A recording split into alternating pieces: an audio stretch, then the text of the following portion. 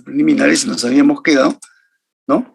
En el tema de la clasificación, ahí estamos. Entonces habíamos dicho que en base al enlazamiento covalente, es decir, cómo se unen, y cuando se entiende en base al enlazamiento covalente nos estamos refiriendo al enlazamiento covalente entre unidad primaria y unidad primaria, ¿ya? O sea, lo que llamamos la unidad repetitiva con la unidad repetitiva, ya no otra cosa, porque el enlazamiento covalente también puede haber en los grupos secundarios, ¿no? Eso no me refiero, sino el enlazamiento covalente digamos, de las unidades activas que forman la cadena o la estructura, y esa es la unidad repetitiva, ¿ya? Entonces, en base a eso que se han definido estas 4 categorías que estábamos viendo ayer acá, ¿no?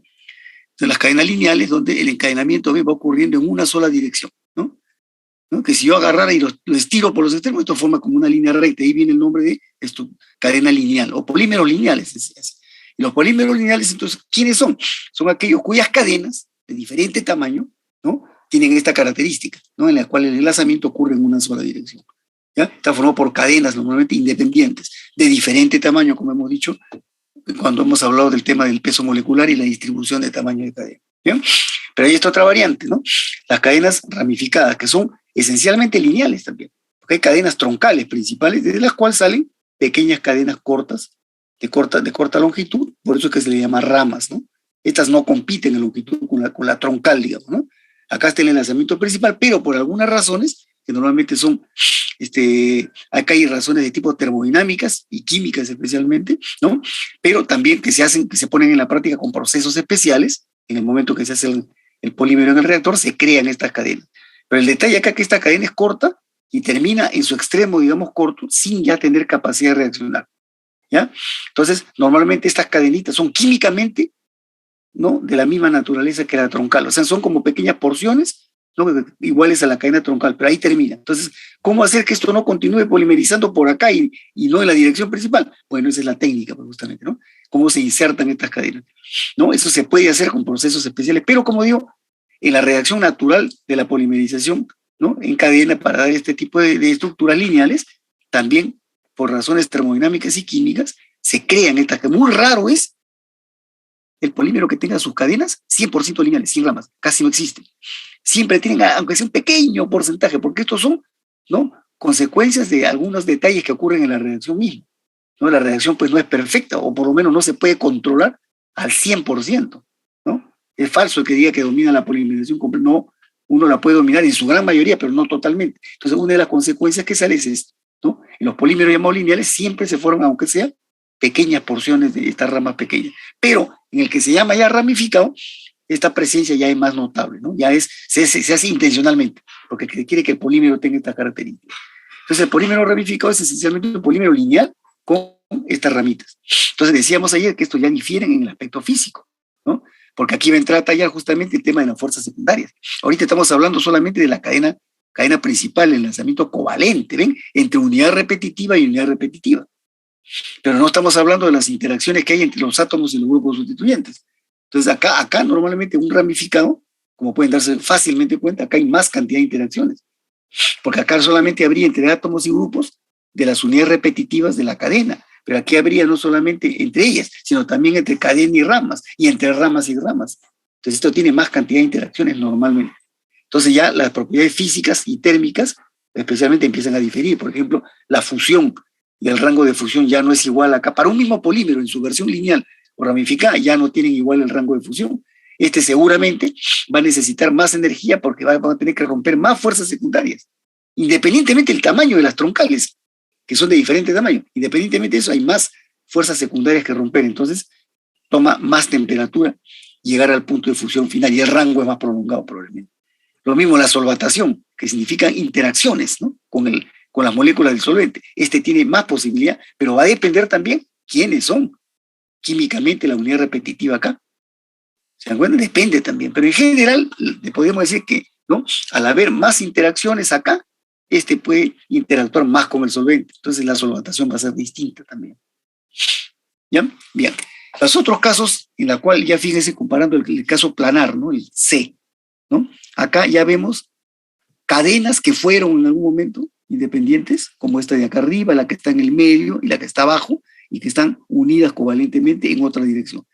Y cuando hablamos exactamente de planares, nos referimos a que estos forman generalmente una suerte de plano en el espacio, ¿no? O sea, este enlazamiento troncal con el transversal están en un plano, ¿ya? No podía haber ángulo, pues, acá en otra dirección, porque este no podía estar en un ángulo, y este plano y este en un ángulo, no podría, no se daría la forma física. Entonces, normalmente esto es un plano, ¿ya? Entonces, acá también hay cualquier cantidad de interacciones. Las interacciones siempre va a ser entre los átomos y grupos sustituyentes. Y aquí va a ocurrir entre las troncales y los puentes transversales, o entre puentes transversales. ¿Bien?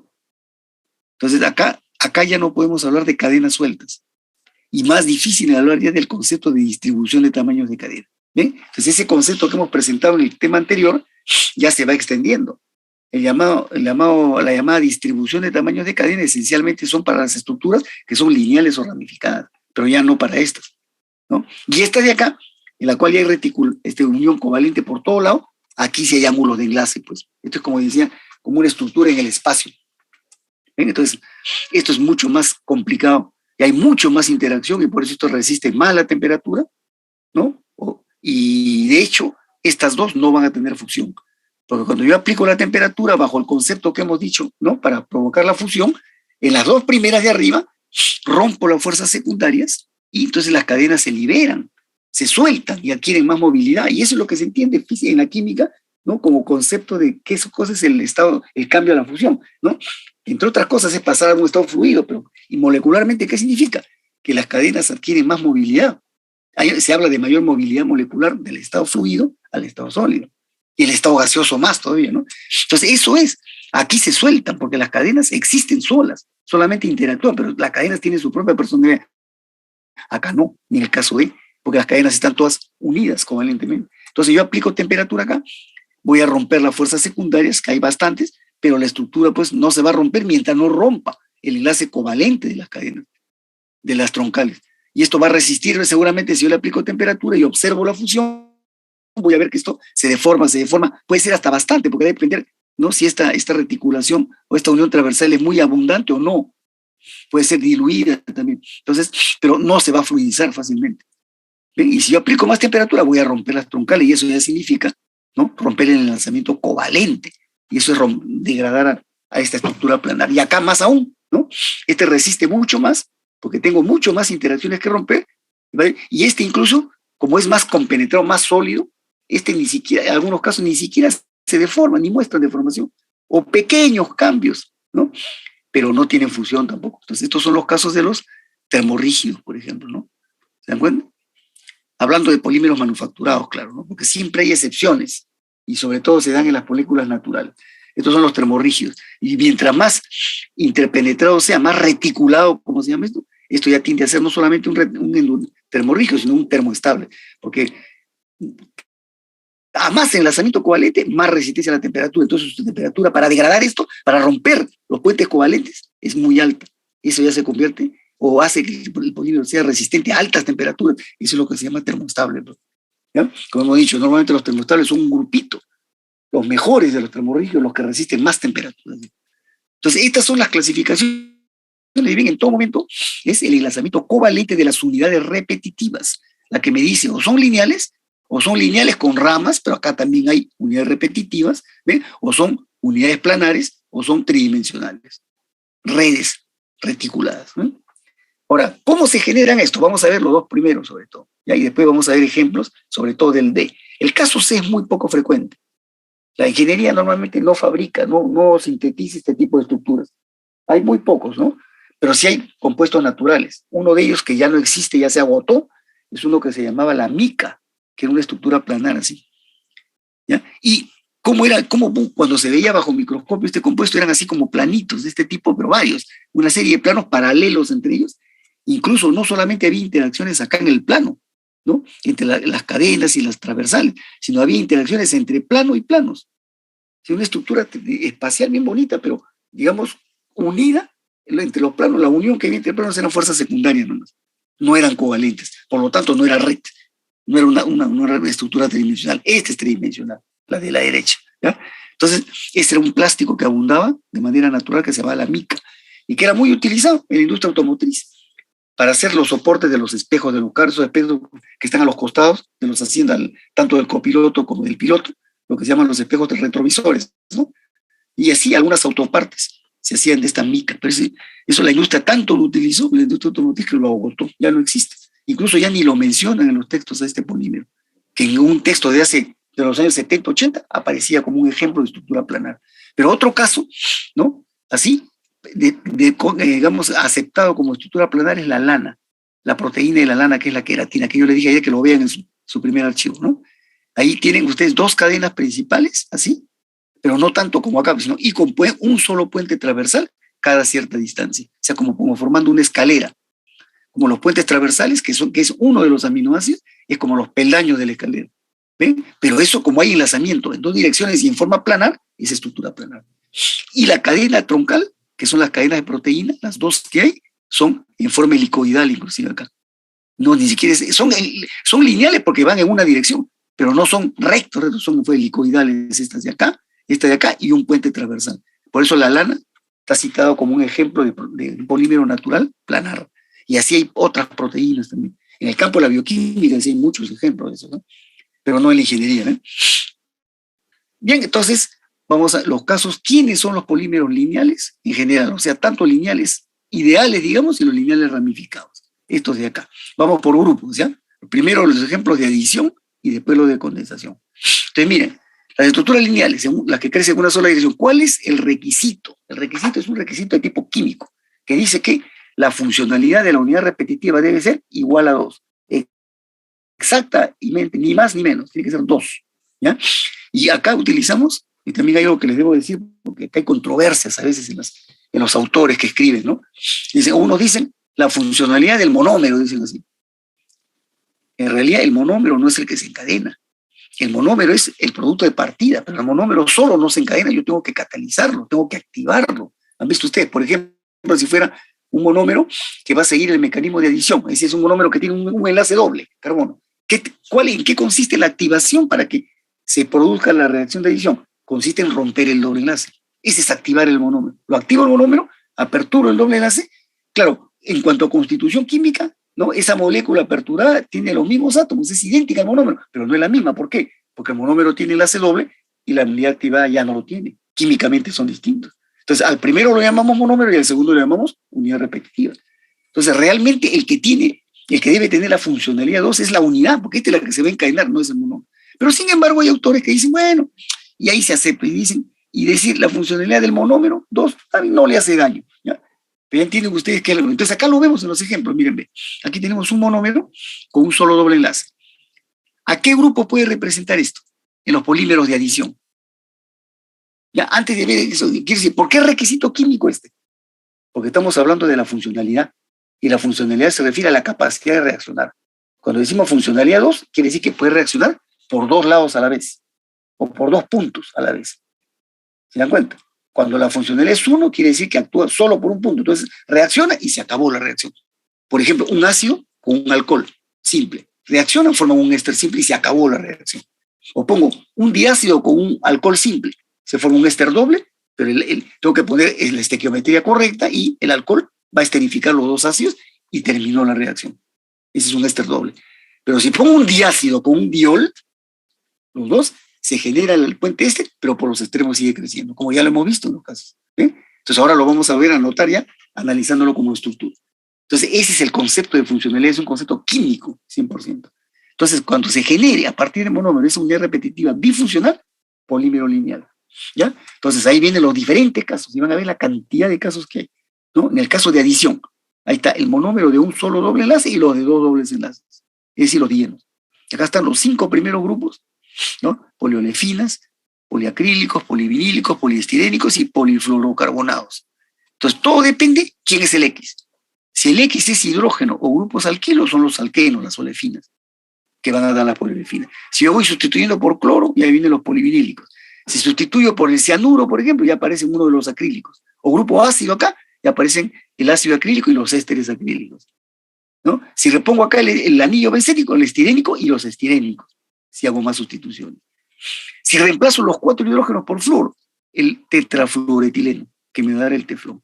Siempre son las 5 primeras familias, son las que tienen un solo doble enlace, que cuando lo active y lo abra, genera una unidad repetitiva, como aprecian claramente ustedes acá, bifuncional. Entonces, este crece uniéndose con esta misma unidad muchas veces, miles de veces, cientos de veces. Y cada vez que lo haga, ¿ven? Lo hace por un extremo, pero lo hace por el otro.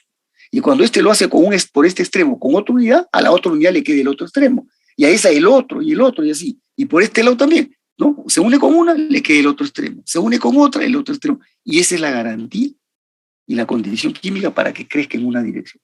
¿Ven? Entonces, ahora sí ya sabemos, ¿no?, cómo se generan los polímeros lineales. Cualquier monómero que me genere unidad repetitiva bifuncional. Y en lo de condensación también va a ocurrir, como lo vamos a ver, pero de otra forma. ¿Ya? Entonces, toda la familia de ejemplos. ¿Quiénes son polímeros lineales? Todos los que hemos visto. Las poliolefinas, los polivinílicos, los poliacrílicos, los poliestirénicos, los polifluorocarbonados. Todos. Siempre y cuando yo los cite como ejemplos, los que he mostrado en la clasificación, y no hable de más cosas, porque yo puedo hacer cambios adicionales acá. Estoy hablando solamente de que rompo el doble enlace, se genera la bifuncionalidad y crece. Y no estoy haciendo nada más, no estoy alterando químicamente, porque puedo hacerlo. Puedo quitar otro hidrógeno acá y insertar un grupo que sea activo. Entonces ese grupo activo va a desatar polimerización también por otra dirección. ¿Ven? Entonces esos son ya los grupos derivados, ¿ya? Grupos que la ingeniería ha ido haciendo en todas las familias, ¿eh? Ha ido creando derivados de la poliolefina, derivados de polivinilo, pero esos son ya procesos adicionales. Aquí estamos hablando de la familia natural, así, ¿no? Que solo aperturó su doble enlace, generó la unidad repetitiva y se encadenó en una sola dimensión. ¿Ya?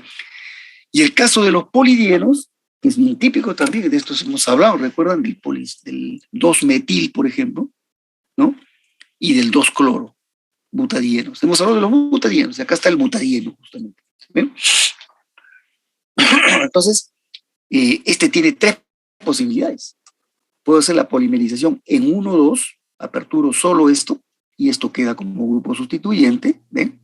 Este es un polímero lineal también, porque crece en una dirección y en otra dirección, bifuncional, pero tiene un tremendo grupo sustituyente. Ese polímero se ha hecho, pero no se fabrica industrialmente. ¿Ven? El otro caso, acá, ¿no? Hago la polimerización en 3-4. Aperturo acá, crece por un lado y crece por el otro lado. También es lineal, pero tiene todo este grupo sustituyente. Ese también se ha hecho, pero no se fabrica. El que nos interesa, lo hemos dicho varias veces, es cuando hago la polimerización simultánea. ¿Ya? En cualquier polidieno puede ser de 4, 5, 6, hasta de 8. ¿Ya? Entonces yo hago lo que se llama, en este caso de butadienos, es la polimerización en 1-4. Si fuera un penta, habría que ver nomás entre qué carbonos están los dobles enlaces, o un hecta o un octo. La cosa es que yo hago la mención cuando digo polimerización en 1-4 es porque aquí es en el 1 y en el 4. Pero en otros dienos habría que mencionar entre qué carbonos están los dos dobles enlaces. Pero la simultánea, porque eso es lo que me garantiza que por tema de valencia se genera un enlace doble al medio, como ya sabemos. Y esto es lo que caracteriza el comportamiento elastomérico. Por eso es que la industria hace solamente estos, los 1-4, ¿no? Porque son los elastómeros. Los otros no son elastómeros. Entonces, fíjense, pero ahí está el detalle. Abro los dos y ya hemos visto que se genera una valencia acá y una valencia al lado derecho. ¿Ven? Unidad repetitiva bifuncional. Así que todos los elastómeros que hemos citado, el polibutadieno, el polisopreno y el policloropreno, que se llama neopreno, también son elastómeros lineales. Como clasificación son polidienos, pero como estructura son lineales igual. ¿De acuerdo? Entonces, prácticamente todas las 6 familias de adición, así como las hemos presentado en su forma original, básica, son estructuras lineales en principio. ¿Ya?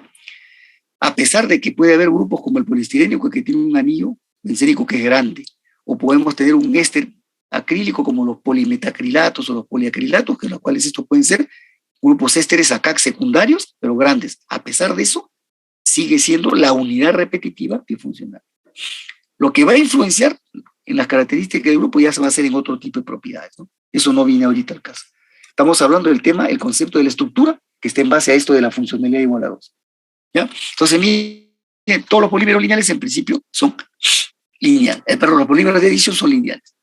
La pregunta que me haría es, ¿y puede haber versiones no lineales? Claro. Si yo en cualquiera de estos en la polimerización de estos, hago algún proceso adicional y creo o genero enlazamiento en otra dirección. Y vamos a ver algunos ejemplos bonitos ahora, pero lo vamos a ver en el tema de reticulaciones, pues, estructuras reticuladas. Hay cauchos reticulados, hay poliolefina, polivinílico, poliestirénico, hasta teflones reticulados, que son super teflones, ¿ya?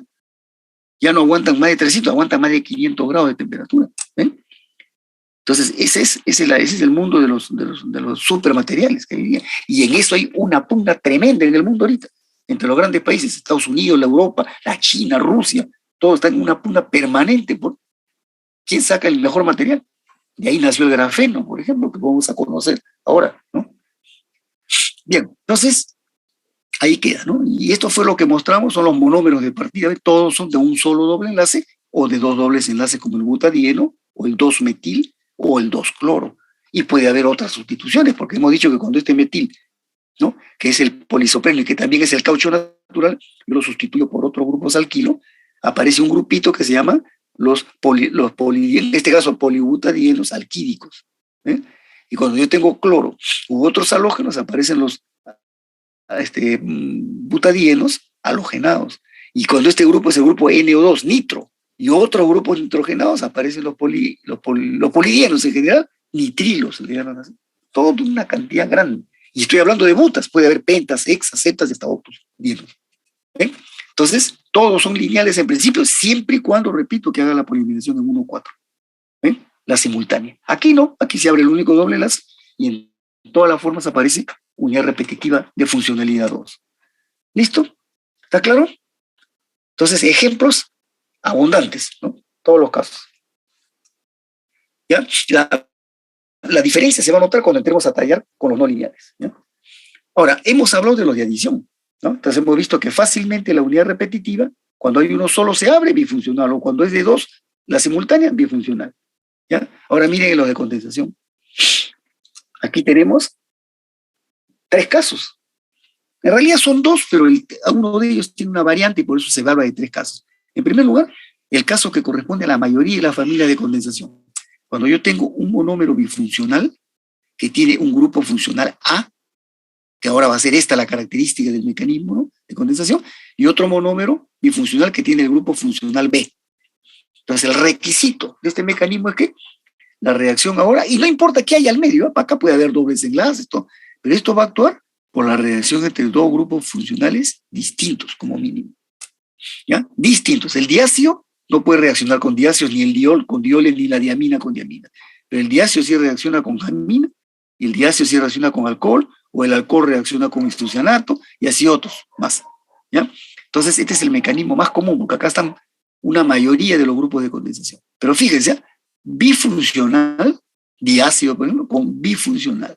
Entonces, esto tiene funcionalidad 2, porque puede reaccionar por sus dos extremos. Y este también 2. Entonces, es de esperar que cuando dos bifuncionales se atacan, generan algo bifuncional también. Entonces, por ejemplo, acá, diácido con diol, como lo ven acá, con diamina, como lo ven abajo acá. ¿Ven? Este es el grupo A, COOH, 2 veces, y este es el grupo B, NH2, 2 veces. Se atacan, forman el grupo nuevo, que es CONH, acá está a lo derecho, amida, y el otro extremo va a seguir reaccionando perdiendo el oxidilo, y el otro extremo va a reaccionar perdiendo el hidrógeno. Por eso esta es la representación de la unidad repetitiva poliamida. ¿Pero qué se genera? Bifuncionalidad, porque puede reaccionar por el extremo ácido o el extremo amino. ¿Eh? Y hay enlace covalente acá, CO, pero ese no interviene en la polimerización. Hay enlace covalente NH.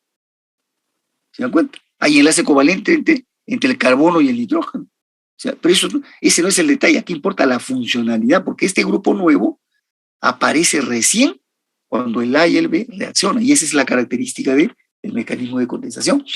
A diferencia del de adición, en el cual el monómero se abre, simplemente abre el doble enlace, pero estructuralmente, en cuanto a composición, la unidad repetitiva es idéntica al monómero, solamente la diferencia es que este tenía enlace doble, este ya no. ¿Ven? Pero el resto es igual. En el mecanismo de condensación no es así. Normalmente partimos de reactantes y generan una estructura diferente a la inicial, porque de 2 grupos ahora aparece uno nuevo. Pero lo que importa acá para el tema estructural es la funcionalidad. Entonces, esta es la garantía para que polimerice, porque se atacan, pero quede el otro extremo A. Ese otro extremo A reaccionará con otra molécula B. Por un lado B, pero le quede el otro B. Y así sucesivamente. Y acá igualito. Acá reaccionó por AB y le quedó B. Puede reaccionar con otra molécula AA. Entonces reacciona, pero le queda el otro extremo A. Y así sigue. ¿Por qué sigue el crecimiento y la polimerización? Porque es bifuncional. Entonces, poliamida, poliésteres, poliuretanos, otros casos como hemos visto, policarbonatos, ¿no? Polisiloxanos, en su forma simple, pueden ser estructuras lineales. Y son lineales. ¿Se dan cuenta? Pero si yo a alguno de ellos lo vuelvo no bifuncional, sino trifuncional, como vamos a ver ahora, por ejemplo, el diácido trifuncional, la cosa cambia.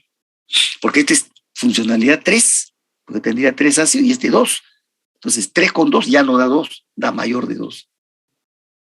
¿Ya? Ese es otro caso.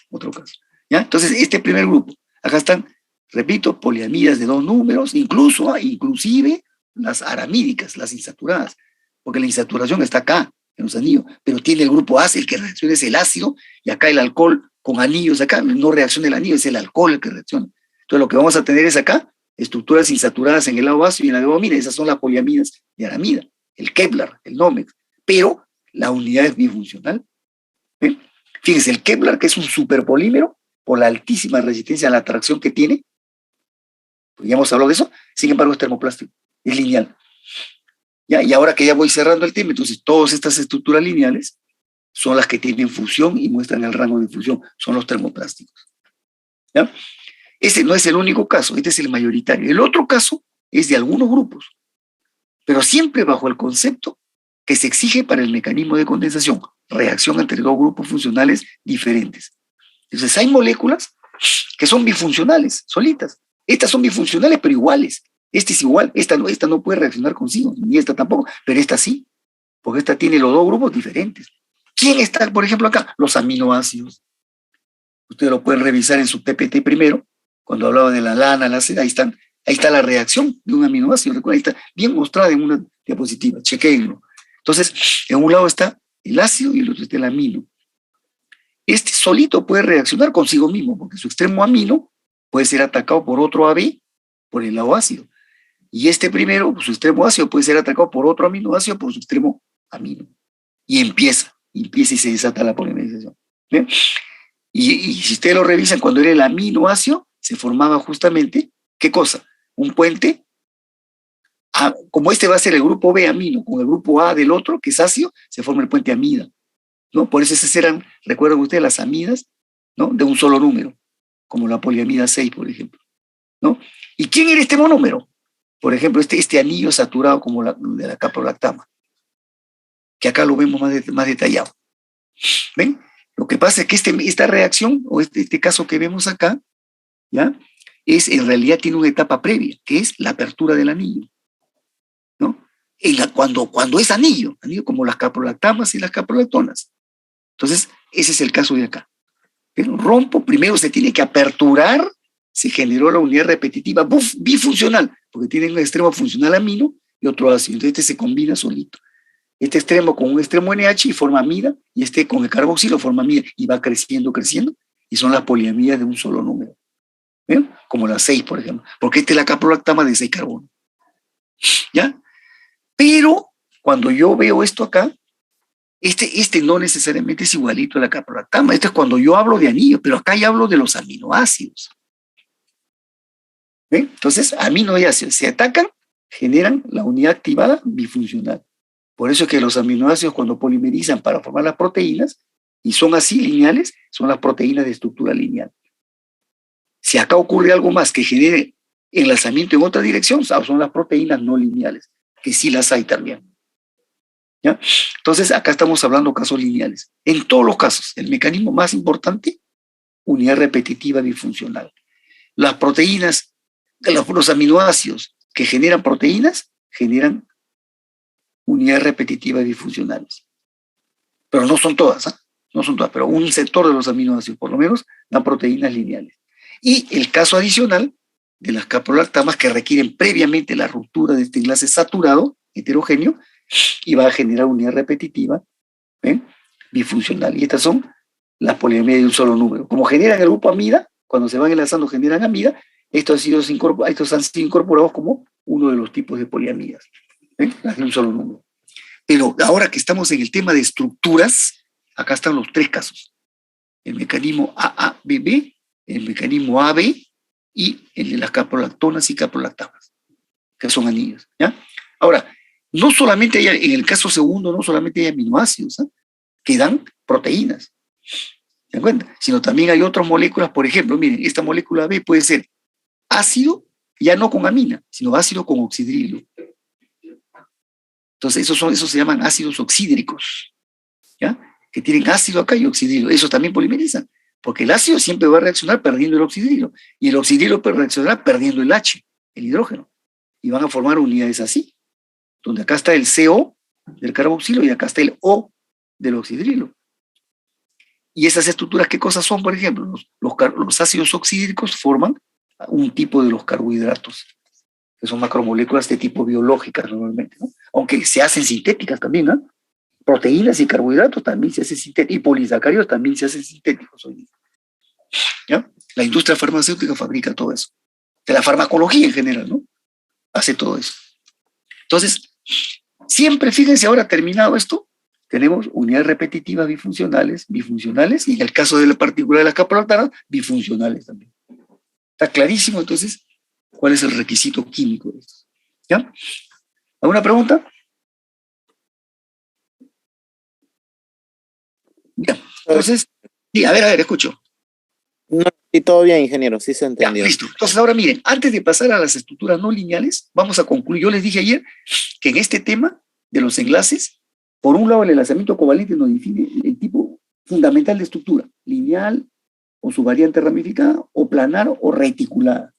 Los extremos son la lineal con la reticulada, porque son enlace covalente en una dirección y la reticulada en tres dimensiones, ¿ya?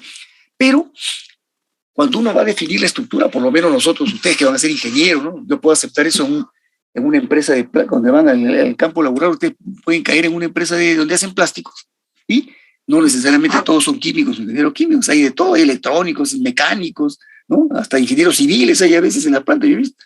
Entonces eso no sabe mucho a química. Entonces, ellos, basta con decir polietileno lineal, y ya punto, no. O un PVC lineal. Pero ¿qué ocurre? Que la terminología o la especificación de la estructura no termina ahí, sobre todo para el caso de los polímeros lineales de adición. ¿Ven? Como estamos en los lineales, continúo todavía con los lineales, pero ya me refiero solo a los de adición, ¿ya? ¿Y quiénes? Los de cadena saturada. ¿Quiénes son los de cadena saturada? Los que provienen, ¿no?, de la polimerización de monómeros que han tenido un solo doble enlace, porque al aperturarlo, ¿no?, genera la unidad repetitiva bifuncional, pero saturada, ¿no?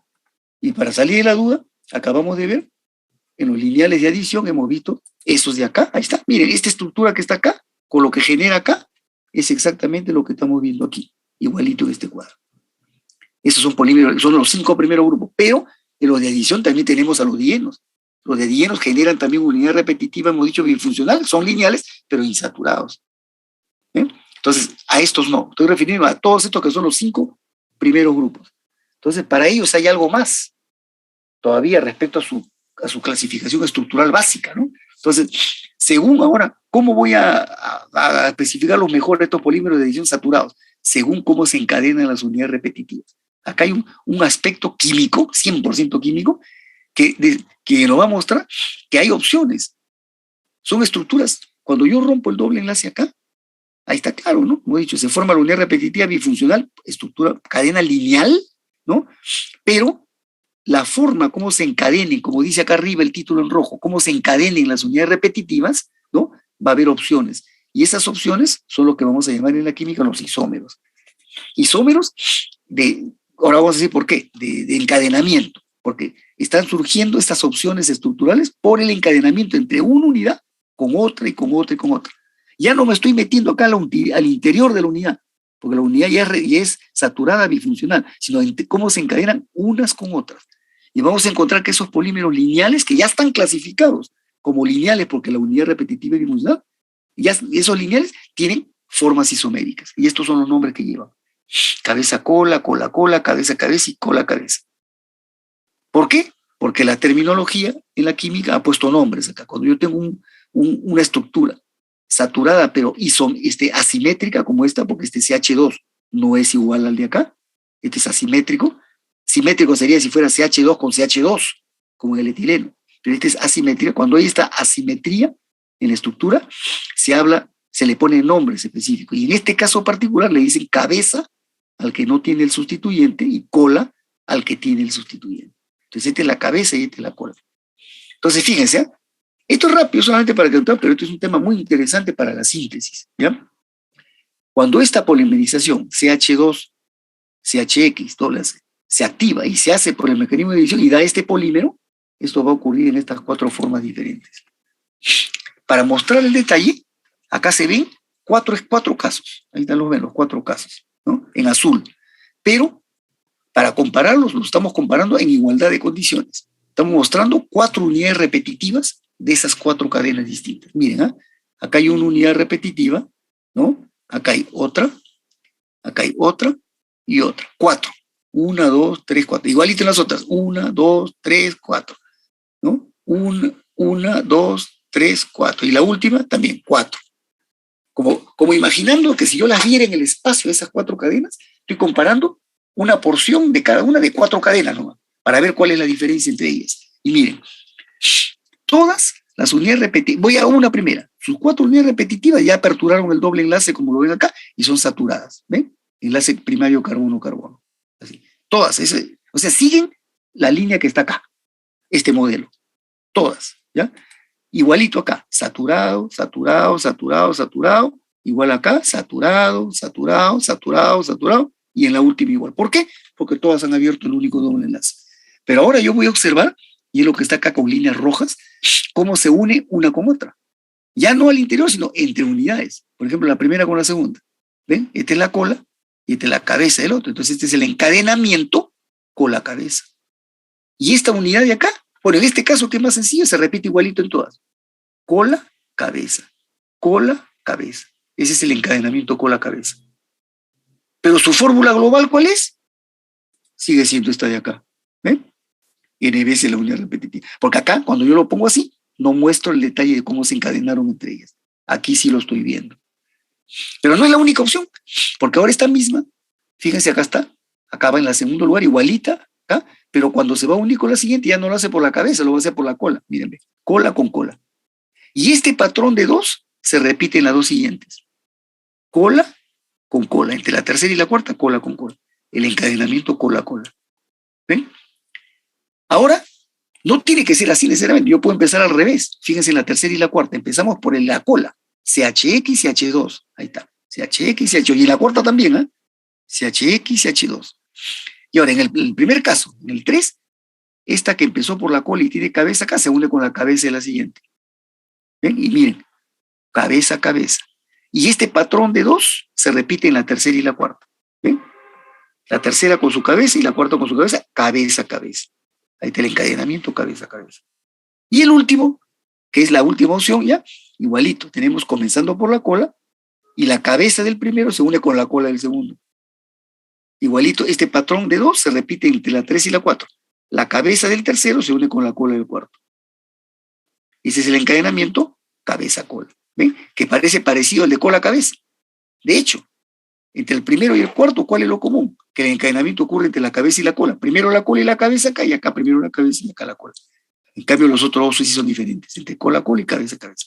Bueno, los 4 son opciones que pueden ocurrir, que se pueden apreciar solamente si muestro el encadenamiento de como mínimo 4 unidades. Si lo hubiera hecho con 2, no lo hubiera podido notar fácilmente. Con 4 sí, pero con 6, con 8, con 10, por supuesto, se nota más todavía. Entonces, ¿qué ocurre? Que cuando se hace esta polimerización y se activa la unidad repetitiva bifuncional para que dé la cadena lineal, al momento de encadenarse, como dice acá, va a generar estas 4 opciones. Todas las 4 siguen teniendo esta fórmula global. Todas son el mismo polímero lineal, pero con 4 detalles distintos. Entonces, ¿estos qué cosas son? Isómeros. Son los llamados isómeros de encadenamiento. Y que está esa especificación, esa isomería, digamos, está estrechamente ligada con el concepto de la estructura fundamental, con lineal. ¿Ya? O sea, parte de la especificación del polímero lineal es esta isomería. Cuando yo hago esta polimerización, entonces, ya para cerrar, me salen los 4, y en porcentajes distintos. Porque así es la química, pues, todos van a ser posibles. Seguramente algunos encadenamientos son más factibles, son más favorecidos que otros, pero todos salen.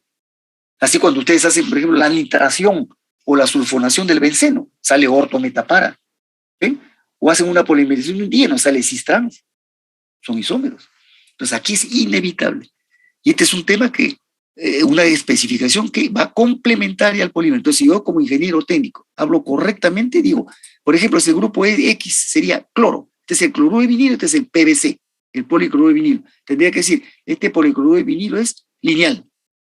Y la isomería es tanto, así, tanto por ciento de cada uno. Pero esta información, normalmente, las empresas fabricantes que saben, dominan sus polimerizaciones que hacen, esto no lo sueltan, pero ni muerto dan esta información. Prefieren morir de pie, pero no sueltan esta información. Porque se piensa que es dar el detalle de esta isomería, es estar dando ya prácticamente todo el detalle del producto. Y las empresas siempre se guardan, pues, la parte importante no la sueltan, ¿no? ¿Te das cuenta? Entonces, ¿cómo se logra esto? En el reactor. Pero para llegar a dominar esto hay que tener un dominio casi completo de la reacción, porque es muy difícil llegar a precisar esto con precisión. Pero las empresas grandes en el mundo, tipo DuPont, ICI, la Bayer, la Hesch, ¿no? Que son tremendas empresas con mucho dinero y que invierten mucho en investigación, entonces ellos investigan esto. Para llegar a determinar cuánto de cada isómero, esto significa entrar pues, a técnicas espectrofotométricas, ¿no? Por ejemplo, el RMN, ultravioleta, infrarrojo, electroluminiscencia, electrofluorescencia, hacer además termogravimetría, todo para poder precisar así. Y lo logran hacer en muchos casos, ¿ya? Pero eso no lo sueltan, pues. Ellos se conforman con decir polímero lineal, así como dicen el peso molecular promedio tanto y la anchura de la curva tanta, nada más. Eso es lo más que viene en la ficha técnica del producto. Pero si uno quiere más información, si sabe esto, uno le puede pedir y lo pone de rodillas. Ahora les voy a comentar más adelante un ejemplo, un caso que yo lo viví aquí en Lima, con una empresa grande de plásticos, ¿ya? Entonces, quedó claro, hemos hecho la clasificación lineal, tanto de adición, lo de condensación, y para los de adición, adicionalmente, hay esta isomería en los polímeros lineales de cadena saturada, que son estos. ¿Está claro? Esto no es para polidielos, ¿ah? Esto no es para polidielos. Sí, escucho. Sí, ingeniero, quería hacerle una consulta. Sí. En lo último que mostró en ese... ¿Esto? En ese enlace exacto. Ya. ¿El segundo con el tercero no sería similar o lo mismo? Porque... No. Lo que pasa es que en estos dos casos, tercero y cuarto, o en realidad desde el segundo, salvo exceptuando el primero, hay que verlo de 2 en 2. No se puede analizar. Acá es el único que se presta a verlo de 1 en 1. ¿Ya? Pero lo demás, para entender el patrón de encadenamiento, tiene que ser de 2 en 2. ¿Por qué? Porque el encadenamiento ocurre entre 2, pues. No puede ser entre 1, ¿ves? Entonces, yo aquí recién aprecio el encadenamiento cuando agarro 2. Y si quiero estar seguro que ese patrón se sigue manteniendo, tengo que ver otras 2. Y otras 2 más, así, de 2 en 2. Por eso es que se hace así. Entonces, cuando yo las comparo ahora que están todas las 4 ahí, miren, alineadas, sus 4 unidades, su primera con su primera, su segunda con su segunda, de las 4, así, yo puedo ver que en ninguno de los 4 casos el encadenamiento es igual. Yo agarro las 2 primeras de acá, del primero, es CHX y CH2, pero el de segundo es CHX y CHX, el de tercero es CH2, CH2, y el cuarto es CH2, CHX. ¿Ven? El patrón es diferente, porque es entre 2. Y si esto lo viera con 6, con 2 más, o con 8, se ve más claro todavía. Mientras más larga es la cadena ya lo puedo apreciar más clara la diferencia. ¿Está claro? Sí, ingeniero. Entonces, estos son los típicos isómeros, pero de encadenamiento, que están ligados a la estructura fundamental, lineal, de los polímeros de adición saturados. ¿Ya? Saturados. ¿Está bien? Eso no ocurre en los insaturados. En los insaturados va a ocurrir otra isomería, pero que va a ser producto de las fuerzas secundarias. Aquí no. Aquí seguimos hablando del encadenamiento entre quién, entre unidad y unidad. Estamos hablando del encadenamiento covalente. Esta es una isomería que está ligada al enlazamiento covalente, por eso está relacionado a la definición de lineal, no de otra cosa. Pero no estamos diciendo nada del X. El X puede jugar un papel porque el X va a estar acá, va a estar desarrollando fuerzas de atracción, fuerzas de interacción, y eso va a generar otras opciones, que lo vamos a ver cuando hablemos de las fuerzas secundarias. Pero aquí solamente, no salgo todavía del concepto del enlazamiento covalente, ¿sí? Por eso digo, repito una vez más, que esta isomería de encadenamiento es parte de la especificación de la estructura fundamental. ¿De quiénes? De los de adición lineales saturados. ¿Está bien? Sí, sí, ingeniero. Bueno, ahora vamos a... Sí, a ver, escucho, sí. Sino que justo lo que comentó hace ratito, que las empresas no te dan, por ejemplo... esta información no la sueltan, por nada la sueltan, ¿no?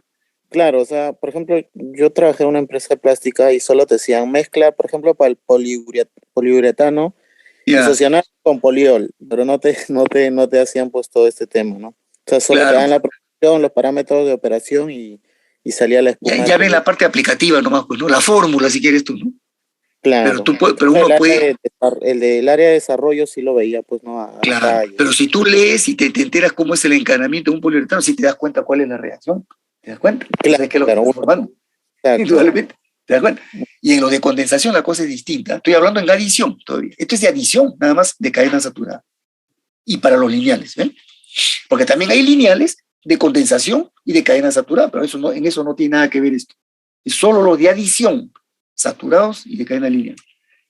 Bien, ahora hemos hablado de los lineales, básicamente, toda esta especificación de la estructura es para lineales. Ahora pasamos a los no lineales. Y vamos al extremo, a los reticulados. Y en los reticulados no hay una sola fórmula, como han visto ustedes acá cuando yo he presentado los lineales de adición. Digo, yo puedo representar a cualquier grupo de este tipo y me genera estructura lineal. O dienos en general de este tipo, lineales, ¿no? O cuando hablo de condensación, he hablado así, cualquier diácido, cualquier difuncional con cualquier bifuncional, o tipo aminoácido o tipo caprolactama, en general. Pero para un reticulado no hay una fórmula general única, porque va a depender de qué funcionalidad estamos hablando. Pero el requisito es que la funcionalidad que se va a producir acá en el medio es mayor de 2. Así que por defecto, mientras aquí dijimos, ¿no?, que la condición química es que la unidad repetitiva sea igual a 2, exactamente 2, para la reticulación tiene que ser mayor de 2. ¿Y cómo se empieza a generar eso? De diferentes formas. Ya no hay un solo patrón. ¿Ven? Entonces yo, por ejemplo, pongo este de acá. Voy a poner 2 ejemplos, uno de adición y otro de condensación. He comenzado con el de condensación ahora. Entonces ahora tengo un diácido, y si yo hubiera tenido el diol acá, esto da éster, ¿no? Ácido con alcohol da éster. Hubiera sido el diácido funcional de 2. Con el diol funcional de 2 hubiera salido un poliéster. Como por ejemplo, como el PET, ese que tienen ustedes en su archivo número 1. ¿Ven? Lineal, ¿por qué? Porque al atacarse el ácido con el alcohol se forma el éster y este ácido sigue creciendo por acá y este oxidilo sigue creciendo por el lado derecho en una sola dirección. Pero ahora yo le he puesto un grupo más. Este es un triol. Por ejemplo, puede ser el propanotriol, ¿no?, el glicerol. Entonces, aquí hay 3 alcoholes, pero indudablemente hay 2 primarios en los extremos y un secundario que está dentro de la cadena. Este va a reaccionar químicamente igualito que como los otros alcoholes, pero va a tener menos posibilidad, no con tanta frecuencia por ser secundario. En cambio, estos van a reaccionar mucho más por ser primarios. Esa es la única diferencia. Pero ¿qué va a ocurrir? Entonces, miren, para entender esta reacción, yo he hecho todo este esquema, y el resultado es el que está al lado derecho. Va a ser una estructura reticulada tridimensional, y donde ven los puntos rojos de unión covalente, ¿ya? Pero, ¿cómo se gesta esto? ¿Cómo se genera? Acá lo vemos al lado izquierdo. Entonces, mire, comienza la reacción, el diácido con el triol, y como es lógico, los oxidillos primarios son los que primero sacan ventaja, empiezan a reaccionar en más cantidad. El secundario incluso va a estar un tiempo sin reaccionar, un momento sin reaccionar. Primero los primarios. Entonces, por eso es que al atacarse los primarios, la tendencia inicial es que van formando cadenas lineales. Porque se va atacando con el primario, por el otro con el primario, y va empezando a formar estas líneas negras, que son las cadenas que van empezando, ¿no?, inicialmente siendo lineales, inicialmente. Pero en algún momento de la reacción se activa también el otro H, entra a tallar cada cierto momento con menos frecuencia el oxidilo secundario. Y también actúa igualito, se ataca con el ácido y forma el mismo puente. Imagínense acá con el diácido, forma el puente y al otro extremo que el ácido, el otro. Y ese otro extremo ácido también es activo, puede reaccionar con otro extremo oxidilo. Y así, si eso ocurre en una cadena, ¿ya?, va a ocurrir en todas las cadenas. Entonces, se empezó la reacción masivamente y se va formando, primero, la tendencia a que forme el tipo lineal, pero no solo una, porque no hay pues un diácido con una diamina, hay una cantidad de moles que pongo, miles de moléculas. Entonces, unas van atacándose y van formando una cadena, otras también se van atacando, van formando otra cadena, otras también se atacan, van formando 3, 4, 5, infinidad de cadenas que van creciendo de diferente tamaño. Por eso es que acá veo una serie de líneas negras, que es el momento inicial de la formación del poliéster. Hasta que empieza a tallar el secundario, entra a tallar el alcohol secundario. Entonces, en todas las cadenas va a ocurrir eso también. Entonces, por ejemplo, miren acá, cuando yo pongo esta flecha marrón acá, quiere decir que esta unidad se atacó con un oxidrilo y empezó a crecer. Y ese oxidrilo, al reaccionar este oxidrilo con el ácido, dejó el otro ácido, como digo, y se puede seguir creciendo. Entonces empiezan a aparecer como cadenas que van creciendo transversalmente, en todas las cadenas. ¿Se dan cuenta? Eso ya no se puede controlar, porque es la reacción misma. Una vez que están adentro atacándose, ya los grupos, cada ácido y oxidrilo, se empiezan a buscar por donde se encuentren. ¿Se dan cuenta? Porque ya están activados. Entonces, pero lo que va a ocurrir primero es que crece en lineal, se activa después el secundario y empiezan a crecer las marrones. Todas las cadenas van a empezar a mostrar cada cierta distancia un puente, una esterificación transversal. Claro, mucho menos frecuentes que la negra, porque esta crece más porque son los primarios los que reaccionan más, pero van apareciendo. Y en todas las cadenas le van apareciendo. Pero como estas cadenas, he dicho, al reaccionar, tienen el otro extremo activo, ¿no? Ese es un grupo, es uno de los grupos. Si acá fue la primera reacción con ácido, el otro extremo es ácido. Cuando vuelva a reaccionar con un alcohol, va a ser alcohol al otro lado. Siempre va a ser o alcohol o ácido. La punta de esta flecha marrón va a ser activa, ¿ven? O ácido o alcohol, en cualquiera. Pero como están todos en el medio de reacción, el grupo oxidrilo, a medida que esto va avanzando, y el grupo ácido ya no miran, ¿no?, dónde estaban colgados. Ya no les interesa si eran de la cadena negra o de la cadena marrón. Basta que se encuentre un extremo ácido de una cadena lateral de esta con el extremo oxidrilo de la cadena lateral de esta otra. Imagínense, acá estoy viendo esta cadena negra de acá. Observen. Estoy resaltándola con el cursor. Y le ha crecido, ha esterificado también por acá, con el alcohol secundario. Y esta otra cadena de acá abajo, esta, que también creció por acá por su grupo oxidrilo. Pero están ahí dentro del medio. Y de repente se encuentra el extremo ácido con el extremo oxidrilo. ¿Qué hacen? Esterifican también. Igualito. Ya no distinguen si están en la negra o en la marrón, ya se encuentran entre ellas. Igualito por acá. A esta de repente le creció acá un extremo y era oxidrilo acá. Y por acá esta creció y fue ácido y se encontraron, forman esteril. Y así, ya la reacción se vuelve masiva por todo lado. Y mientras las negras pueden seguir creciendo por los grupos primarios y las marrones pueden seguir creciendo por el grupo secundario, lo más probable es que y en un momento que ese ataque directo de los primarios o los secundarios con el ácido ya pase a segundo plano, y los que se van a empezar a atacar más van a ser los extremos activos de los transversales. ¿Y qué genera esto? Enlazamiento covalente, porque este puente éster de acá, o todos los que están en líneas, en círculos punteados, que son puentes ésteres entre grupos transversales, son los mismos que los que están en la cadena negra. Entonces, al final, ¿qué veo acá? Esto es una mezcolanza, pues, ¿no? Y se ha formado el lanzamiento covalente del puente éster por todo lado. Y como los grupos estaban por todo lado, esto ocurre en cualquier dirección. Y el resultado es lo que está al lado derecho. ¿Ven? Yo veo acá puntos rojos, por ejemplo, miren, síganme el cursor, tengo esta cadena de arriba. Esto que fue, esta cadena de acá que yo remarqué acá, de repente esta de acá, era esta de acá arriba, miren, ven. Inicialmente. ¿Ven? Inicialmente era esta. Pero después que le fueron creciendo cadenas laterales acá, y se reaccionaron con otras laterales de esta otra cadena, que puede haber sido esta de abajo, ¿ven? Ya formaron este puente éster. Y puede ser una cadena de cierta longitud. Claro, no tan grande como las principales, pero más chiquita. ¿Por qué? Porque esto reacciona mucho menos veces que la de la troncal. Acá están los primarios y acá están los secundarios. ¿Se dan cuenta? Entonces, al final ya no distingo. Yo encuentro acá todo un revuelto acá de enlaces covalentes donde se ha formado el puente éster por todo lado. Y esto ocurre en ángulos de enlace diversos. Entonces, esta es una estructura tridimensional. Y he hablado de un caso de un bifuncional con un trifuncional. Hay de 3,3, hay de 3,4, de 4,4, hay hasta hay reacciones con alcoholes hasta con pentaoles. Así imagínense, pentafuncionales. Eso da una reticulación, pero extraordinariamente compacta. Mientras más reticulación hay, esa estructura es más sólida, va a resistir más los esfuerzos y la temperatura. Esos son candidatos a ser superpolímeros, termoestables, polímeros de alta resistencia mecánica. pero ya son estructuras. Ahora, esta es la vía química, porque es la reacción, como la están viendo ustedes, a partir de la reacción química.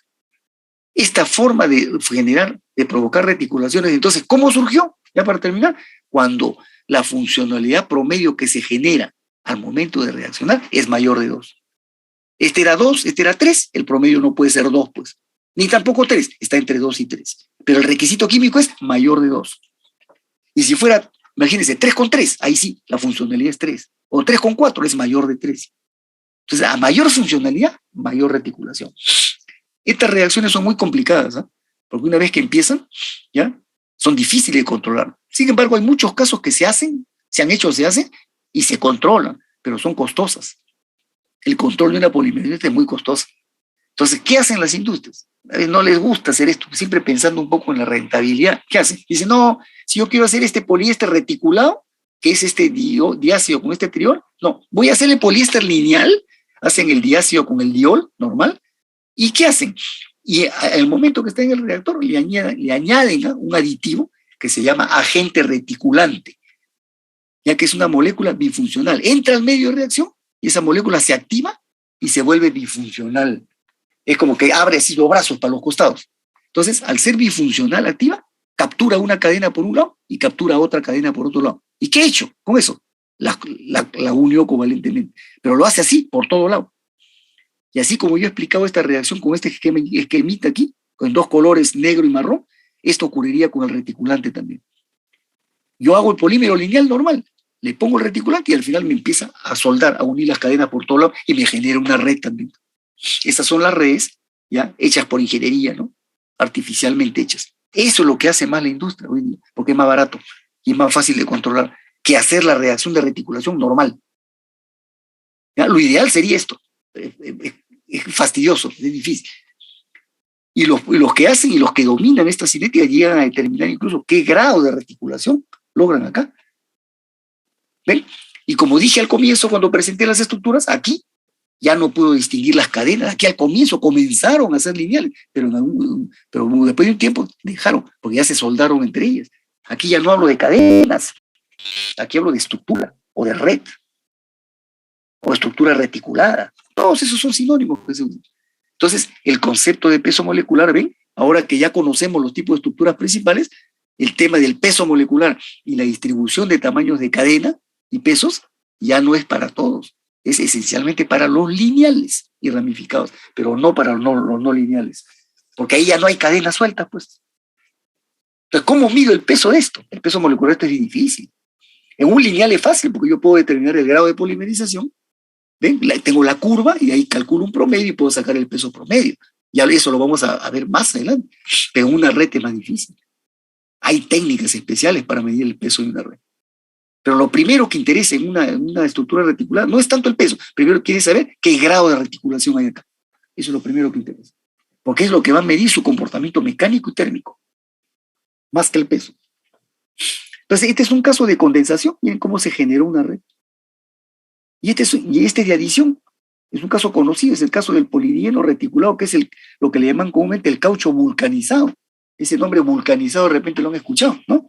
La vulcanización es un proceso de reticulación provocado, ¿ya? Que se hacía hecho tradicionalmente con los polidienos, como por ejemplo el caucho natural o el polisopreno hecho sintéticamente, o cualquier polidieno. ¿Y con qué lo reticulo? Con el azufre octogonal. Este es un compuesto sólido, ¿no? Un polvo así. Un sólido, ¿verdad? Que lo muelen y lo añaden al medio de reacción. Entonces este azufre se abre y empieza a ser de puente. Miren, aquí observemos, este es el polisopreno, ¿eh? El 2-metilbutadieno. Aquí vemos 2-metil, acá está el carbono 1, carbono 2, metil, 3 y 4, ¿no? Ahí tenía su doble enlace en la posición entre 1 y 2, entre 3 y 4. Rompí los dos dobles enlaces, se forma el al medio, y aquí está la unidad repetitiva del 2-metilbutadieno. Acá hay una unidad, ¿ven? Acá está otra unidad. Y así puede haber N unidades. Entonces este es el poli-2-metilbutadieno o polisopreno. Una de estas cadenas que puede estar unida N veces es esta de acá, por ejemplo. Una de estas, ¿ven? Aquí veo una unidad. ¿Ya? Perdón, aquí veo el butadieno sería 4. Está acá. Esta es una unidad repetitiva. Porque ahí está el metilo en el carbono 2. Acá hay una unidad, carbono 1, 2, 3 y 4. Aquí veo otra unidad. Aquí veo una tercera unidad. Y este es de una cadena del polisopreno. Acá hay otra cadena. Acá hay otra cadena. Solamente para mostrar el caso. Y el azufre entra al medio de reacción y se activa. Y mire lo que empieza a hacer. Va a botar un hidrógeno. Parte del proceso es, se le saca un hidrógeno y se inserta el azufre. Así que tipo puente. Y se une con otra al que también le ha quitado un hidrógeno. Este fue CH2, le ha botado un hidrógeno. Lo puede hacer en diferentes posiciones. La cosa es que elimina hidrógenos y hace de puente transversal. Y lo va haciendo así en diferentes posiciones. Entonces aquí, intencionalmente, de manera forzada, a un polímero que era lineal y elastómero, por su doble enlace, que era lo más preciado que tenía, casi doble, ¿no? Le genero puentes transversales. ¿Y qué hago con esto? Le empiezo a reticular un poco. Entonces estas cadenas que eran altamente elongables, al estar medias soldadas, ¿no? Van a perder parte de esa elongación. No totalmente, porque va a depender cuánta reticulación le genere. Entonces este proceso se llama vulcanización tradicionalmente, que es un proceso de reticulación provocado con azufre. Va a depender del grado de vulcanización. Y eso va a depender de cuánto azufre pongo. Puede ser de poco porcentaje hasta porcentaje más elevado. Se habla de un porcentaje que va de 2-3% de vulcanización hasta un 20%. Entonces, estos elastómeros que eran muy elongables, al estar ya así reticulados, vulcanizados con azufre, pierden esa capacidad elastomérica, la reducen notablemente, pero mantienen siempre algo de su elastomérico. Y tienen capacidad de recuperar forma. Pero, por un lado, pierden su característica elomérica en buena parte, pero aumentan resistencia, porque esto al estar más soldado ya es más sólido. ¿Ven? Una con otra, pues. El elastómero se elonga mucho, pero no tiene resistencia.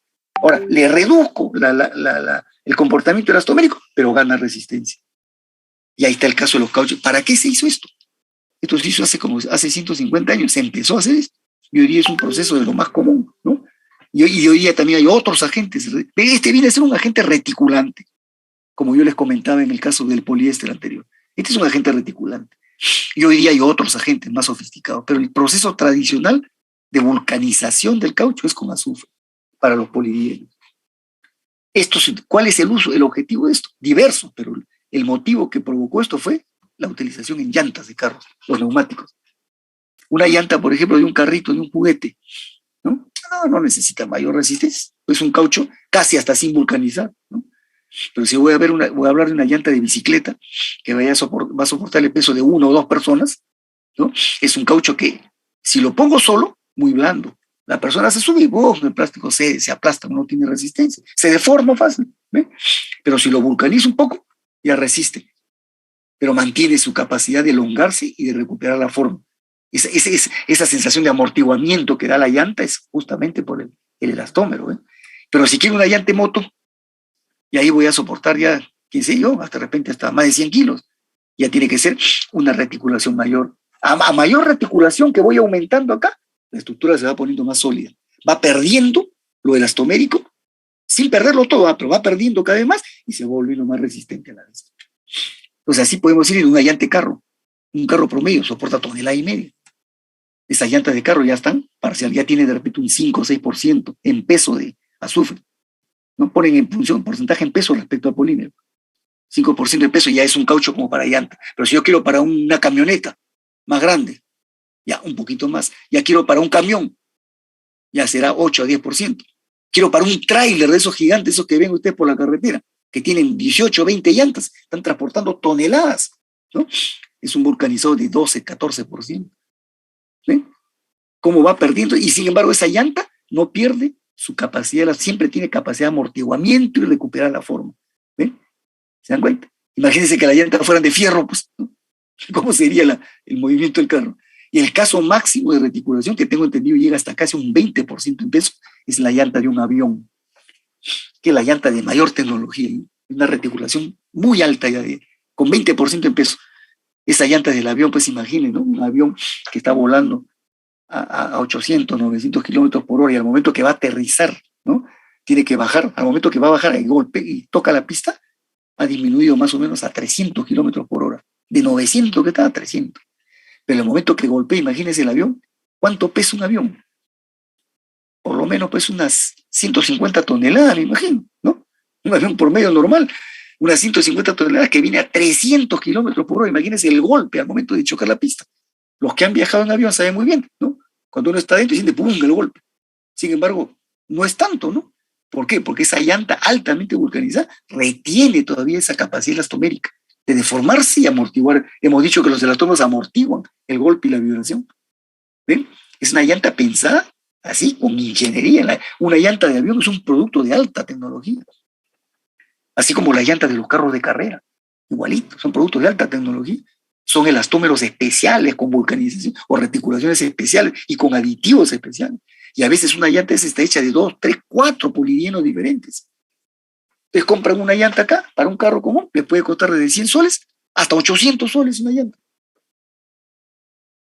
Compra una de hecha aquí en Singapur, en Corea, ¿no? Corriente, que dura 8 meses no más, ¿no? 100 soles. Pues se compra una llanta BF Goodrich original, japonesa, o Michelin francesa original, le cuesta 800 soles. Y esa le dura 3 años. ¿Se dan cuenta? Y la diferencia es esto. Entonces este es un bonito caso de un polímero de adición que de por sí, mira, era un elastómero lineal, elastomérico, y miren cómo termina siendo parcialmente reticulado. ¿Se dan cuenta? Bien, casos especiales, aquí tenemos la fibra de carbono, que es un polímero que nace del poliacrilonitrilo. Este es el poliacrilonitrilo, aquí tenemos el carbono CH2, CH, CN. Este es el grupo cianuro. Esta es una unidad repetitiva del acrilonitrilo que está polimerizado, ¿ven? Aquí ven 4 unidades este es un poliacrilonitrilo, que ya es el polímero lineal, ¿no? Que está en la familia poliacrílica. Entonces, miren, le hacen un proceso de pirólisis, lo someten a un calentamiento progresivo, acá lo suben primero hasta 250 grados, y aquí sube a 400 o 500, y aquí sube acá hasta 800. Y miren lo que va pasando. En una primera etapa, el polímero lineal genera una estructura cíclica, digamos, casi saturada todavía, ¿no? Porque el único insaturado es este de acá, del cianuro, ¿no? Nitrógeno. Sigue la pirólisis a más temperatura y ya se forma una estructura cíclica insaturada. Sigue el aumento, se vuelve totalmente insaturada. Pero miren ese tipo de estructura estupenda. Es como una estructura planar hecha de puros anillos, que no son anillos bencénicos, ¿eh? Parecen, ¿no? En algunos casos parecen, pero en otros no. Puros anillos insaturados. Esta estructura es fabulosa, pues. Este producto apareció por los años aproximadamente 85, 90, ya tenía una serie de desarrollos posteriores, ¿no? Cuando le llamaron fibra de carbono, porque la primera forma que la fabricaron fue en forma de fibra, pero el material existe, acá lo ven al lado derecho en esta vista, como lámina, miren, con un laminado. ¿Se dan cuenta? Molecularmente en el espacio es así, miren acá arriba. ¿Ya? Fíjense, y internamente puede haber modificaciones. Y después surgió el otro material que vamos a ver a continuación. Entonces, este material cuando lo hacen en fibra tiene una tenacidad igual a la del acero. Yo hago una fibra de fibra de carbono y un filamento del mismo diámetro de acero y son igualitos en resistencia a la tracción. Y este resiste temperaturas también sobre 300 grados casi. Es un termoestable de paso. Es un material de lujo, pues. ¿En qué lo usan? Esto no lo usan en fibras para hacer ropa, pues, ¿no? Para vestimentas especiales lo usan, por ejemplo, tipo de astronautas, ¿no? O material de guerra, o lo usan como, hacen esta fibra y hacen un tejido de fibra de carbono y lo usan como un tejido de refuerzo dentro de estructuras. Por ejemplo, la estructura de los aviones de guerra, la estructura del armamento, o estructura de los aviones comerciales. La pared del avión tiene capas de fibra de carbono, por la altísima resistencia que tiene esto. Este ya no es un polímero común, el polímero común fue el poliacrilonitrilo, y le han hecho un proceso especial, y inventaron esta estructura. Aquí tienen alguna información adicional, y aquí da el dato, ¿eh? Incluso se hacen de diferentes módulos. ¿Por qué? Porque yo puedo llevar a cabo esta pirólisis hasta diferentes niveles. Puedo hacer que esta reticulación que se saca sea muy extrema o no. Entonces, por eso saco productos, ¿no? De alto módulo, intermedio, ¿no? Indiferentes, miren, resistencias. 400 gigapascal es la que equivale a la del acero. Y de ahí apareció esta otra maravilla, ya que es el grafeno, ¿no? Entonces, le llaman el diamante sintético hoy día, ¿no? Que ya tiene modificaciones. Miren, se parece mucho. No voy a hablar de la síntesis de esto, porque la síntesis es hasta el día de hoy secreta. No se conoce cómo se hace. Se sabe más o menos cómo es, pero no exactamente. Pero se parece un poco. Miren, si ustedes comparan la fibra de carbono acá o acá, ¿no? Acá arriba, al lado derecho, esto se parece un poco a esto. Pero miren la diferencia. La diferencia está al interior de cada anillo. Acá lo pueden ver claramente, miren. Fíjense ese detalle del grafeno. ¿Ya? Entonces, esta estructura por esos detalles y dependiendo qué cosas hay acá, porque puede haber diferentes cosas, por eso el grafeno no hay uno solo, hay grafenos, ¿sí? Dependiendo quién es este polímero puede ser extremadamente rígido, o sea, súper tenaz, o puede ser hasta medio elongable, que parece un poco elastómero, depende. Y esa es la maravilla de este material, que el grafeno se puede utilizar hasta usos de alta ingeniería, como también para cuestiones medicinales. Se están haciendo piezas, prótesis oculares de grafeno para insertar dentro del organismo humano. Fíjense. Entonces este es un material ya de caro, de hecho, pero ya tiene modificaciones, porque ¿qué han hecho? En estos grupos que hay acá al medio, que ven ustedes acá dentro del anillo, ya le han hecho procesos sustituyentes, y hoy día se habla de óxidos de grafeno, ya, superiores todavía al grafeno original. Y la locura sigue, ¿no? La química sigue, indetenible. Entonces es un material de lujo, ¿no? Además que es un material que muestra, como lo ven ustedes por este patrón que tiene, un alto ordenamiento estructural. Es súper cristalino, con alto orden. La fibra de carbono también ya lo es en parte, pero este es muy superior. Por eso le dicen el diamante, porque es un material sumamente resistente, pero que a su vez tiene posibilidad de ser deformado. Eso no lo tiene el diamante, que es considerado el material históricamente más duro, que es el material hecho por la naturaleza más perfecto, el más cristalino. Tiene casi 100% de cristalinidad, pero es un material sumamente duro, que lo utilizan para cortar metales, imagínense. Pero no tiene capacidad de deformación. Este sí. Este tiene altísima resistencia y tiene capacidad de deformación. Por eso le dicen el diamante sintético este. ¿Ven? Entonces ahí está. Estos dos casos que les he mostrado, ¿no? Ya se salen. Son estructuras reticuladas, definitivamente, ¿no? Pero se salen del libreto, ya, pues, ¿no? Porque la fibra de carbono, miren cómo se hace. Ya no es una polimerización a seca, son procesos adicionales. Y este también, este con toda seguridad. ¿Ya? Bien, ahí termina todo el tema de la clasificación básica de las estructuras en lineales o su versión ramificada y las no lineales. La planar, que es muy poco común, y las redes, las estructuras reticulares que abundan, la industria las hace. ¿Ya? Entonces, los lineales son los termoplásticos y los no lineales son los termorrígidos, normalmente. ¿Alguna pregunta?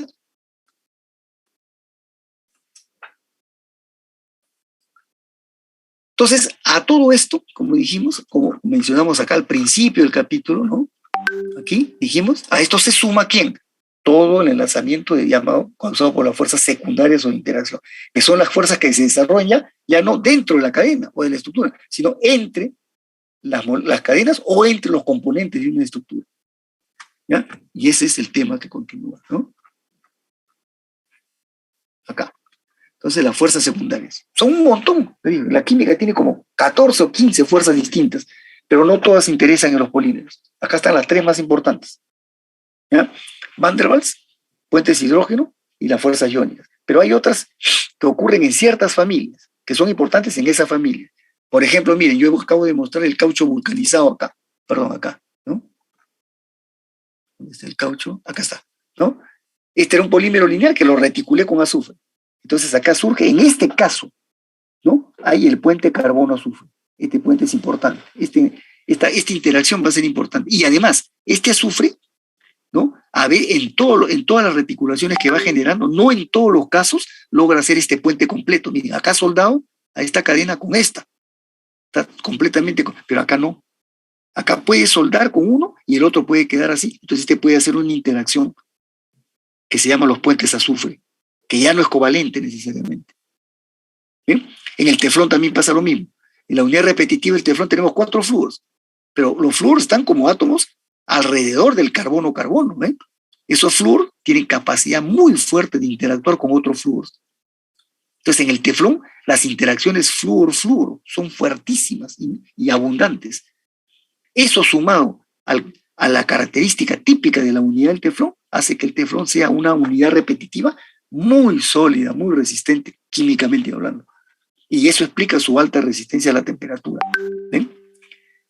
Así que hay casos especiales, por eso yo cuando pongo acá otras fuerzas, ahí está, por ejemplo, las fuerzas azufre-azufre, flúor-flúor, y así hay otras minoritarias, ¿no? Pero la mayoría de las estructuras muestran estas tres, y especialmente las dos primeras. ¿Ya? Bien. Esta es una recopilación recordando en la química las fuerzas, ¿no? Las fuerzas se hablan de atracción o de repulsión. Entonces nosotros estamos hablando de las fuerzas de interacción, las que se desarrollan entre las cadenas, esas son las que son de atracción principalmente. Y vemos acá, ¿quiénes están? Van der Waals, puentes hidrógeno, y estas llamadas columbianas, Young, estas son fuerzas iónicas, justamente, diversas. En cambio, las de repulsión también hay un grupito de fuerzas iónicas de repulsión, porque en las iónicas hay de atracción y de repulsión, acá están por eso en los dos lados, y las de Pauli.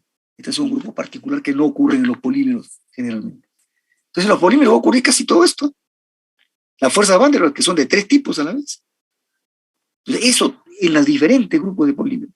¿Y por qué me interesa saber esto? No solamente por saber de qué ocurren en los polímeros, sino porque estas también terminan definiendo, en algunos tipos de las estructuras, terminan definiendo otro tipo de isomería. Entonces no va a bastar con decir lineal, y si es de adición saturado, lineal con isómeros de encadenamiento, que hemos visto, sino también va a haber otra isomería adicional producto de las fuerzas secundarias. De eso se trata, por eso es que las estudiamos acá. ¿Ya? Pero las pasamos rápido, el tema no es la fuerza, sí, sino qué provoca en la estructura. ¿Ya? Entonces, estas son las 3 pues, que vamos a estudiar. Las Van der Waals, que son de 3 tipos, como ven acá ya estaban, ¿no? Kisson, Debye y London. Que son fuerzas de dipolos generalmente, ¿no? Fuerzas dipolares. Acá están los puentes hidrógeno, que son una mezcla entre dipolo y no dipolo, ¿no? Y los iones, que son fuerzas que van a existir en macromoléculas que tengan iones, cargas eléctricas. ¿Sí? Con esto explicamos casi todo lo importante en los polímeros. ¿Ya? Entonces la Van der Waals, acá hay un cuadrito que me habla un poquito de la Van der Waals. ¿Por qué interesan? Porque la Van der Waals van a definir básicamente el comportamiento físico y en parte, a veces, el comportamiento químico inclusive. Según los conceptos de la química, esto tendría que ver solo con el comportamiento físico, pero se ha encontrado que en algunos casos particulares en que ocurren las Van der Waals también definen algún aspecto químico. ¿Ya? Entonces ahí nomás, para que lo lean, es una información adicional. ¿Ya? Pero generalmente ven con cuestiones físicas. Entonces comenzamos con las primeras, las Van der Waals. ¿Ya? Acá está por eso. Y miren, este es un esquema que ya me las presenta a los 3 tipos de fuerzas Van der Waals.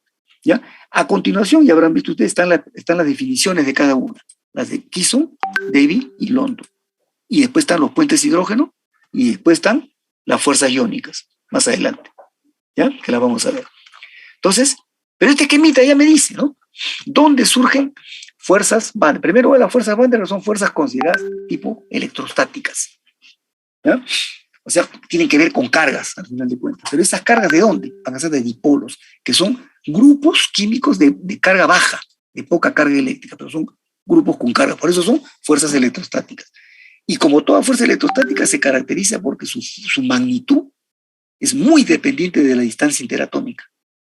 O sea, si la distancia interatómica aumenta un poquito, la fuerza aumenta exponencialmente. Y si la distancia interatómica se reduce, si se reduce un poquito, o sea, es más cercana, aumenta mucho. Y si aumenta un poquito, o sea, se distancia un poquito más, disminuye drásticamente. ¿No? En la fuerza electrostática se dice que la magnitud es directamente proporcional a la distancia interatómica a la -6 normalmente. Es muy sensible a la distancia interatómica. ¿Y quién las genera? Dipolos. Pero los dipolos pueden ser de diferente origen. El caso más común para que haya presencia de dipolos en un compuesto químico o en una macromolécula es que haya grupos polares. La presencia de grupos polares generan dipolos que son grupos cargados, como les decía. Y hay dipolos fuertes y dipolos medianos, o que se llaman dipolos permanentes y no permanentes. ¿Ven? Pero hay otro tipo de dipolos especiales que surgen de la configuración electrónica. ¿Ya? O sea, del movimiento vibratorio y de otros fenómenos moleculares más pequeños que hacen que instantáneamente figuren grupitos con carga eléctrica, o sea, como dipolitos, pero que no son causados por grupos polares, sino por la configuración. Y esos son los 3 grupos de fuerzas Van der Waals que se definieron. Cuando Van der Waals, no sé si recordarán, Van der Waals fue un holandés, ¿no? Que fue un premio Nobel de física, también en las primeras décadas del siglo pasado. ¿Ya? Van der Waals, ¿por qué ganó el premio Nobel? Porque lanzó al mundo la idea de la existencia de las fuerzas, estas fuerzas de dipolo-dipolo. Y él le puso su nombre, fuerza Van der Waals. ¿Ven? Pero él no dijo más. Él dijo, hay fuerzas dipolo-dipolo, y con eso ganó el premio Nobel. Pero posteriormente, otros autores, como Kisson, Davy y London, se dieron cuenta que los dipolos eran de diferente naturaleza. Y cada uno especificó una de ellas y le puso su nombre también. Siempre pasa eso, pues, ¿no? Cuando él descubre algo, ¿no? Le pone su nombre, pues, para pasar a la posteridad, ¿no? No está mal eso, pues, ¿no? Entonces, miren, ahora, entonces hay dipolos que provienen de grupos polares, son las dos primeras, Kisson y Davy, y hay dipolos que provienen de la configuración electrónica instantánea, que son las de London. Eso es todo. Entonces, acá se da la especificación, ¿no? ¿Ven? Kisson corresponde a la interacción de moléculas que poseen un momento dipolar permanente. Esto significa dipolos fuertes. Momento dipolar permanente es un dipolo fuerte. Y en los grupos químicos, los grupos polares químicos, hay de todo. Hay unos extremadamente fuertes y hay otros medianos. Entonces, estas interacciones se encuentran en las macromoléculas que tienen grupos polares fuertes. Por ejemplo, ¿qué grupos? El grupo nitro, el grupo cloruro, el grupo éster, este COOR, este grupo éster, y otros más que ustedes pueden encontrar en la química. Yo les pregunto a ustedes, ¿dónde hay cloruro? ¿En qué macromoléculas hay grupo cloruro? Polivinílicos. En los polivinílicos, pues. Esos son candidatos a tener fuerzas Kisson, ¿ven? ¿Dónde hay grupos éster?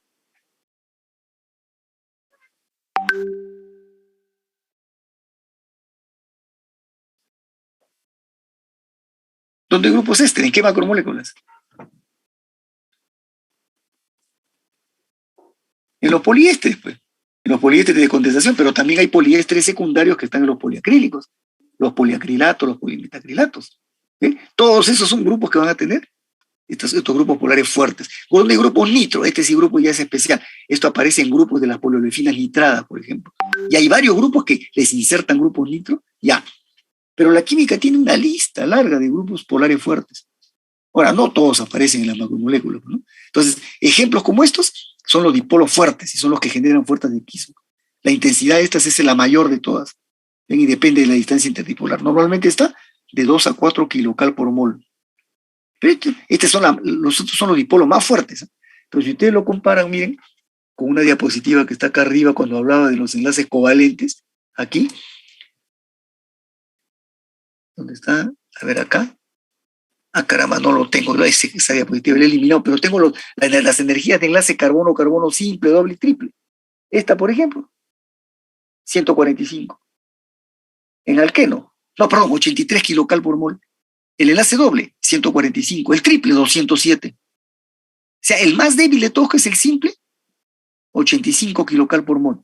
En cambio, miren, el dipolo más fuerte, que está en los grupos, que está con esos ejemplos que hemos visto, ¿no? Acá, 2 a 4 kilocal por mol. ¿Ven? Esta fuerza no compite pues con un covalente, ¿no? Pero puede ocurrir en gran cantidad, ese es el problema. Entonces se vuelve importante, ¿ya? El segundo grupo, las fuerzas de Davy, que son las llamadas fuerzas de interacción dipolo permanente, que la genera un dipolo permanente, pero que es llevado por un grupo y que puede generar un dipolo de más débil intensidad. Entonces, un dipolo permanente a veces es fuerte, pero está solo, está muy aislado. Entonces, no encuentra otro dipolo con el cual formar la fuerza esta anterior. Pues esta ocurre entre dipolos, entre dos. Tiene que ser un cloro con otro cloro acá. Pero hay veces que el grupo fuerte, el dipolo fuerte, está más aislado. Está muy separado del otro, no se encuentra fácilmente. ¿Pero qué? ¿Qué ocurre? Que es tan fuerte que él genera un dipolo en su entorno, en su zona cercana. Y a ese dipolo generado le dicen dipolo inducido. Entonces, interactúa con él. Él mismo con el dipolo inducido. Pero es más débil, fíjense su intensidad de 1 a 2 kilocal por mol. A esta le dicen actualmente las fuerzas de inducción, porque es un dipolo permanente con uno inducido, pero que ha sido provocado por el mismo dipolo permanente. Generalmente, donde hay dipolos fuertes, hay Kisson, pero también es muy probable que haya Davy, porque hay dipolos tan fuertes que no solamente interaccionan con otro fuerte, sino que pueden generar dipolos inducidos y generan las fuerzas de inducción o de Davy. Esa es la regla normalmente. Entonces van apareciendo los ejemplos, en qué polímeros van ocurriendo ya. Y finalmente tenemos esta, que es la diferente, ¿no? La de London. Bien, estas fuerzas no se deben a la existencia de dipolos permanentes. Los dipolos permanentes, ¿dónde están? En los grupos polares. Entonces acá estamos hablando de estructuras que no tienen grupos polares más bien, sino que van a generar dipolos producto de la configuración electrónica instantánea, que ya se debe a otros fenómenos de la química, al movimiento vibratorio y otras cosas más, ¿no? Entonces, estos son dipolos débiles. ¿Ven? Miren, de 0,5 a 1 kilocal por mol. ¿Ya? Y más bien, estas fuerzas abundan en estructuras que no tienen grupos polares. O sea, las que se llaman las estructuras apolares. Ejemplos, las poliolefinas. Entre los polímeros sintéticos, el grupo más conocido como apolar son las poliolefinas. Pero otros autores dicen que configuración electrónica instantánea en realidad ocurre en cualquier molécula y en cualquier macromolécula. O sea que esta no es exclusiva, London no es exclusiva solamente a esto. Yo puedo tener una estructura que tenga grupos polares y va a ocurrir Kisum. Y pueden ocurrir inducción débil. Pero también esas moléculas van a tener movimiento, configuración electrónica, también tendrían London. Lo que ocurre es que cuando hablamos de fuerzas London, decimos que estas fuerzas son importantes en este caso de grupos polares. Pero en estos grupos apolares, perdón, y aquí, en estos poliolefinas, no hay ni Kisum ni débil, porque estas estructuras como poliolefinas no tienen grupos polares, ¿ven? Ahí sí son relevantes las de London. Pero en una que sí tenga grupo polar, es probable que haya London también, porque va a haber de todas maneras configuración electrónica. Entonces el panorama es ese. En otras palabras, están viendo que en todas las estructuras casi poliméricas va a haber una u otra, o más de una vez. Hay que darse cuenta nomás en qué polímero predomina cuál. Eso. Por ejemplo, yo digo el PVC, como hemos mencionado antes. Entonces, ¿qué predomina? ¿Qué es lo relevante en el PVC? Las de Kisum y en menor medida las de London. Perdón, las de Debbie. London habrá, pero ni mencionarlas porque no son relevantes. Entonces yo le digo el polipropileno, o le digo el polibutadieno, o el polibuteno, que es la siguiente olefina del propileno. Esa es poliolefina. Ahí la relevante es la de London. Y más bien no existen ni de Kisum ni de Debbie. ¿Ven? Ustedes tienen que ir dándose cuenta. Así. Acá está la idea. El puente hidrógeno. ¿Ya? Y después vamos a ver este ejemplo de la poliamida que tiene Van der Waals y tiene puente hidrógeno, las dos. ¿Ya? Puente hidrógeno es un caso especial, también considerado fuerza electrostática porque parte del puente hidrógeno es un dipolo, pero parte nomás, pero ya no es con otro dipolo. Entonces miren el requisito, ¿eh? ¿Cómo se genera un dipolo? Se producen con dos condiciones, pero es el enlace que hay entre un átomo de hidrógeno con un átomo electronegativo, como oxígeno, nitrógeno o el mismo flúor. O sea, ese hidrógeno con nitrógeno forma un grupo especial, ¿ya? Que no tiene nombre de dipolo, nada, así se llama. Es la unión de hidrógeno con átomo electronegativo. El más común, el nitrógeno. Entonces, hidrógeno con nitrógeno, ¿dónde hay? En los grupos amina.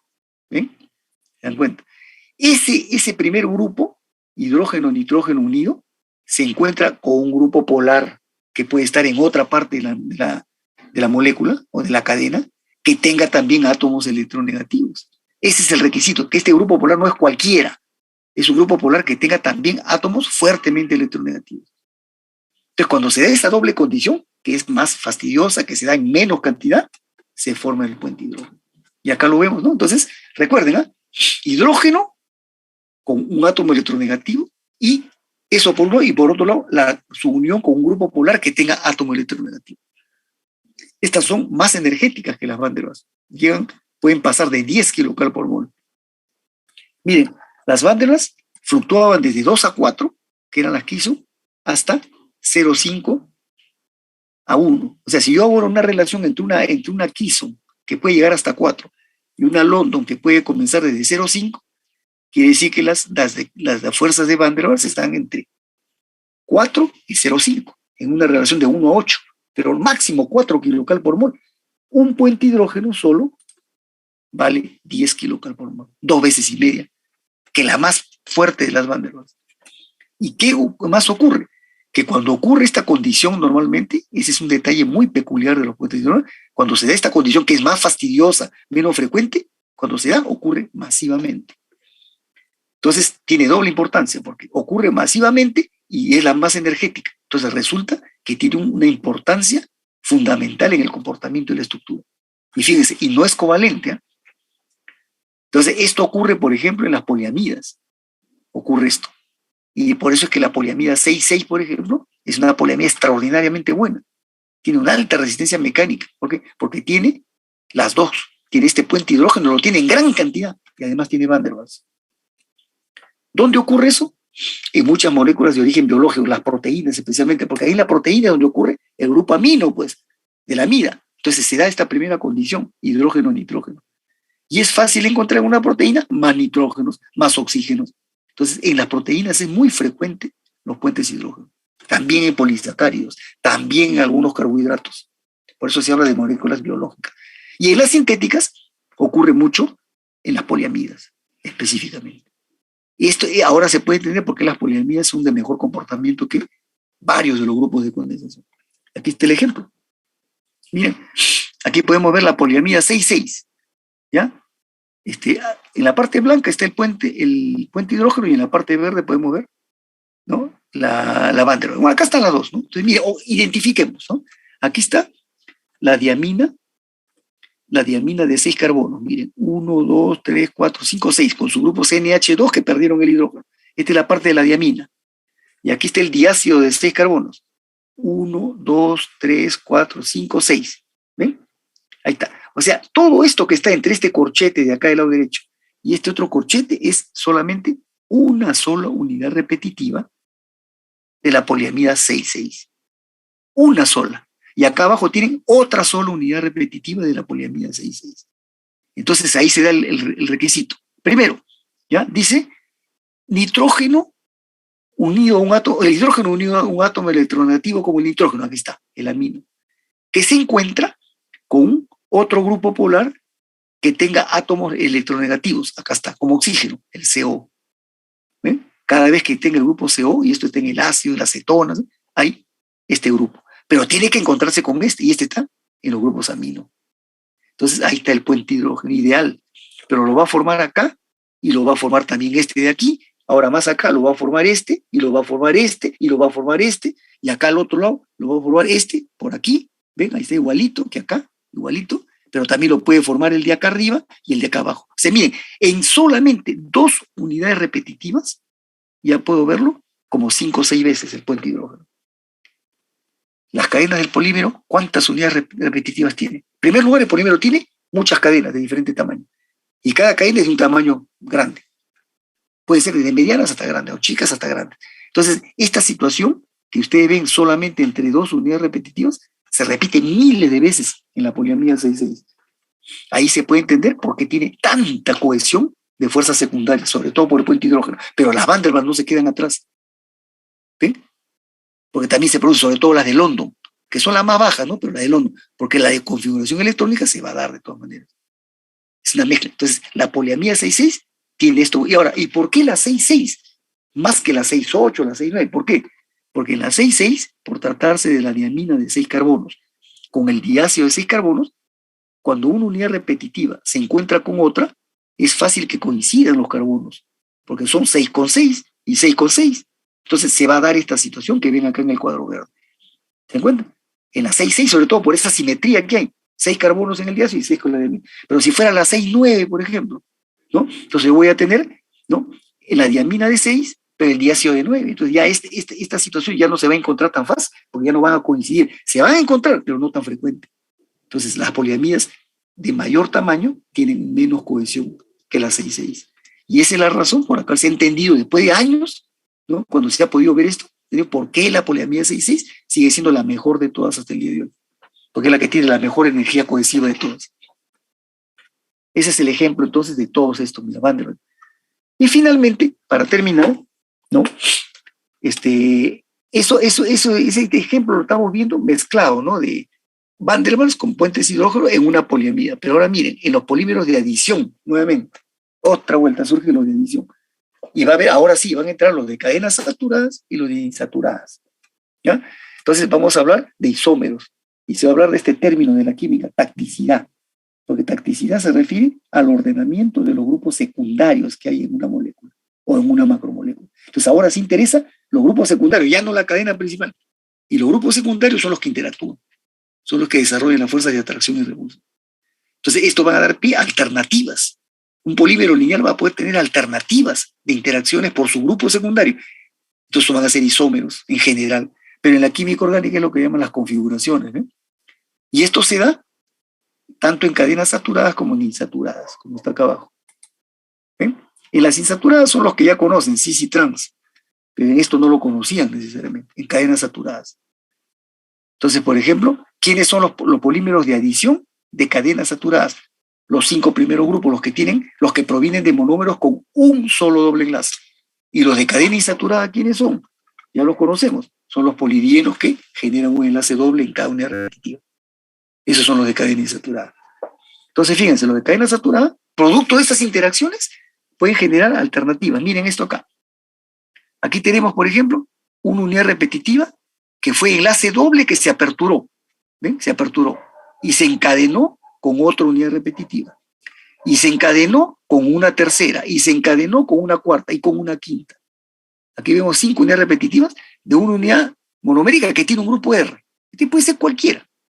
Puede ser el hidrógeno para el etileno, puede ser el metilo para el propileno, o el cloro para el cloruro de vinilo, cualquiera. Entonces, miren, siempre el concepto de la química, ¿no? El enlace carbono-carbono lo pongo en un plano de simetría.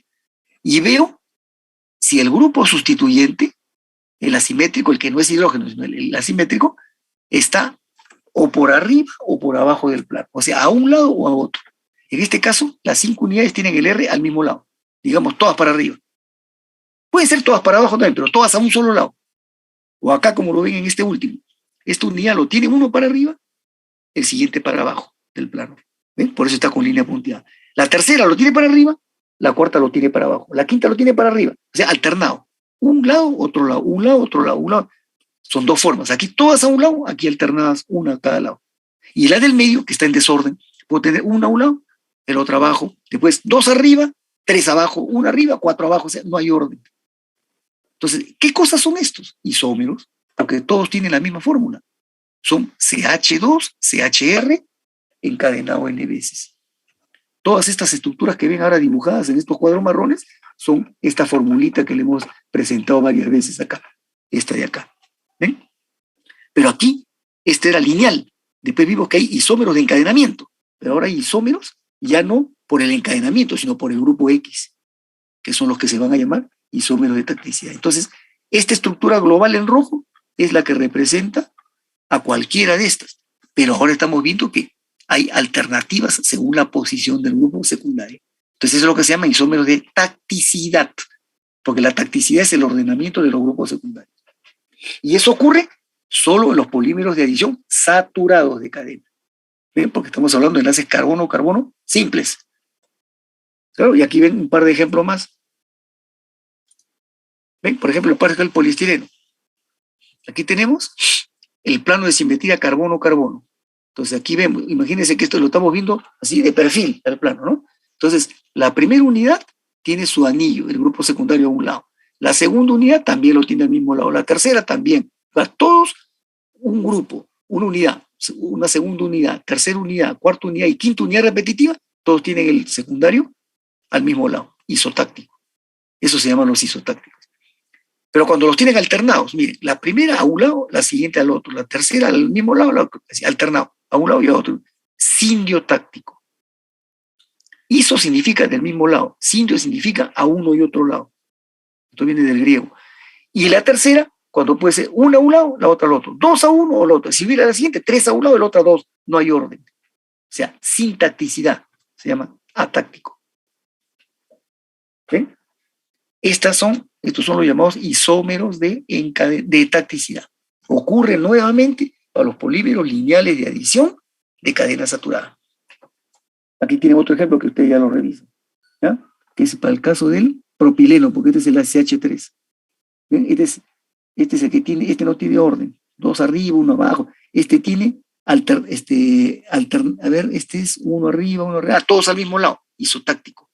Y este es 1 abajo, 1 arriba, 1 abajo, 1 arriba. Este es el sindiotáctico, el alternado. ¿Ven? Y bueno, y para los mismos polímeros de adición de cadena insaturada, que son los polidienos, también hay configuraciones como hubo acá. Esas configuraciones que tienen sus isómeros de tacticidad.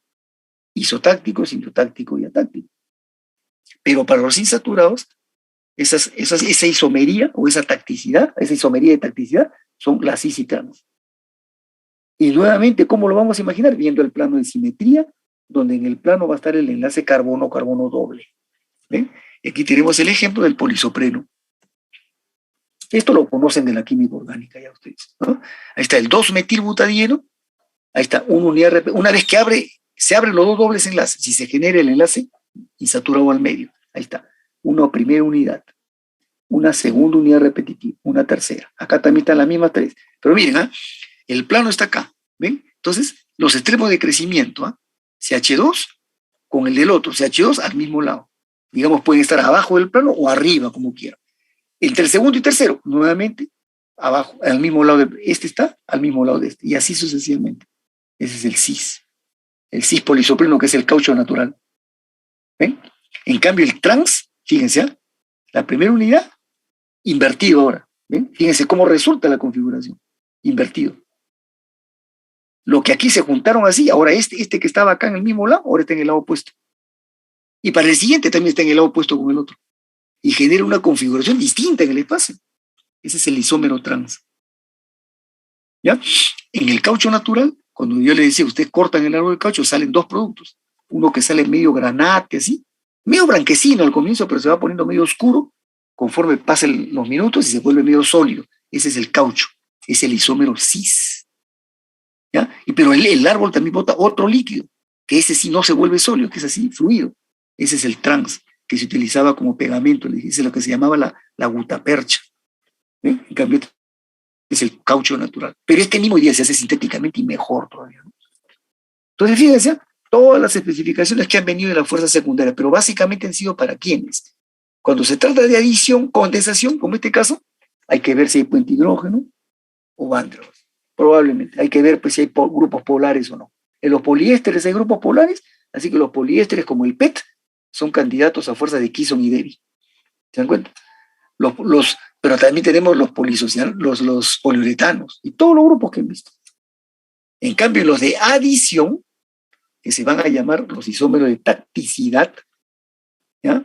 De tacticidad tenemos si son saturados, isotácticos, indotácticos, tácticos, o si son insaturados, ¿no? Como estos de acá, cis y trans.